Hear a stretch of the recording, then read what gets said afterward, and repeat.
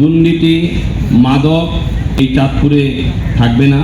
শিক্ষা ব্যবস্থাকে সচল করা, বিশুদ্ধ পানি আর সবাইকে খাওয়ানো, এটা আমাদের একটা অঙ্গীকার। আমরা জনগণের পাশে আছি, জনগণ আমাদের পাশে ছিল এবং আশা করি থাকবে।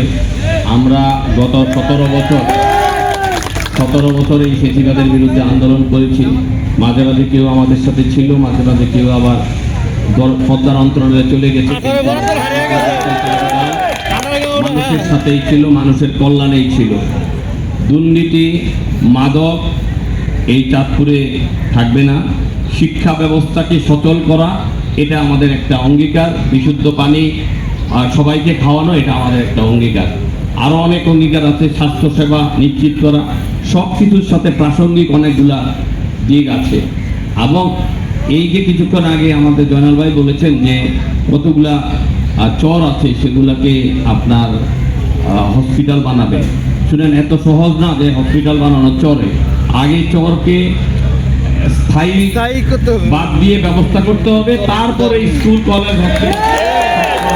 পৌরসভা সিএনজি এবং ইজি বাইকের লাইসেন্স দিয়েছে। সেই লাইসেন্সের বিনিময়ে যারা ক্ষমতাসীন ছিল তারা টাকা পয়সা নিয়েছে, যার জন্য এখন আপনার লাইসেন্সের সংখ্যা বেশি, গাড়ি চলছে, রাস্তা সরু। চিন্তা করে নাই যে রাস্তা বানাতে হবে। রাস্তা বানাতে হলে প্রজেক্ট পাস হয়েছে, কাজ হয়ে গেছে, টাকা নিয়ে গেছে। আপনি যদি সারা চাঁদপুরে যত নলকূপ সরকার দিয়েছে, যদি টিউনো অফিস থেকে আপনি খোঁজ নেন, আমার মনে হয় 50%-এর বেশি নলকূপের টাকা নলকূপ না বসিয়ে নিয়ে গেছে। আইনচরে আপনার ভোটের সংখ্যা 1 লক্ষ। যদি আপনি 1:4 ধরেন, তাহলে 4 থেকে 5 লক্ষ লোক ওখানে বসবাস করে। কিন্তু আপনার সেখানে পানি নাই, সেখানে আপনার 50%-এর বেশি এখনও কাঁচা টয়লেট।